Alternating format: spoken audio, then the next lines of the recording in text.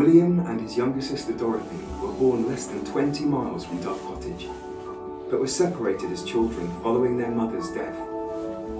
After many years away from the area, they settled here at Grasmere in 1799, when William was just 29 years old. We were young and healthy, and had attained an object long desired. We had returned to our native mountains, there to live. It was during these first years, exploring the landscape together, that William wrote most of his best-loved poems, and Dorothy kept her Grasmere journal. The earth is all before me, with a heart joyous, nor scared at its own liberty. I look about, and should the guide I choose be nothing better than a wandering cloud, I cannot miss my way. Over the previous decade, William had been uplifted by the promise of the French Revolution, but disillusioned with the failure of such political attempts to create a fairer society. So he'd come to Grasmere to live close to nature and devote his life to poetry.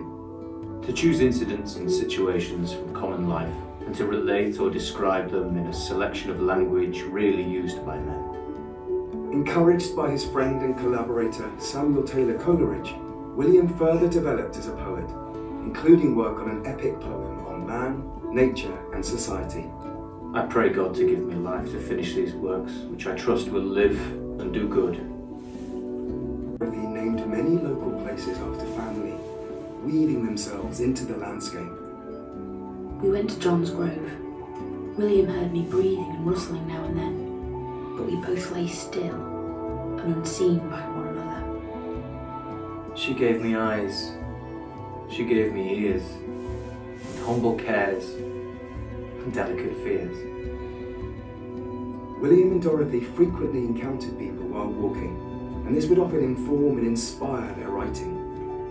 We met an old man, almost double. His trade was to gather leeches, but now leeches are scarce, and he had not strength for it. When I began to inquire, to watch and question those I met, and held familiar talk with them, the lonely roads were schools to me. There soar into the depth of human souls. Building, with its entrance through the kitchen. It's quite large enough for us, though very small, and we have made it neat and comfortable within doors. We have a small orchard and a smaller garden, which, as it is the work of our own hands, we regard with pride and partiality. The siblings would spend these first 8 years in Grasmere, living here at Dove Cottage, and would go on to live the rest of their lives within a few miles. Dorothy's journal offers us an insight into this uniquely creative period, and a way of life that a guest would later describe as plain living and high thinking. William had slept badly. While we were at breakfast, with his basin of broth before him untouched, he wrote the poem to a butterfly. The thought first came upon him as we were talking about the pleasure we both always feel at the sight of a butterfly. But she, God love her, feared to brush the dust from off its wings. I wrote it down, and the other poems, and I read them all over to him. He began to try to alter the butterfly.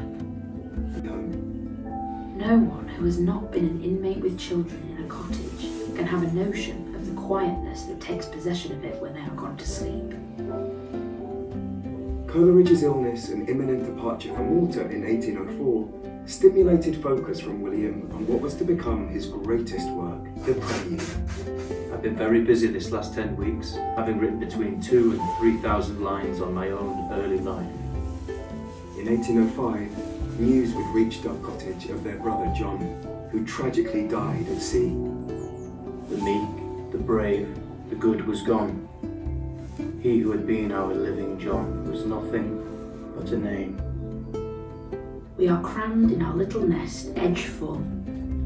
Every bed lodges 2 persons at present. 1806 saw the arrival of William and Mary's 3rd child. I cannot but admire the fortitude and wonder at the success with which he has laboured in that one room, common to all the family, to all visitors, and where the children frequently played beside him.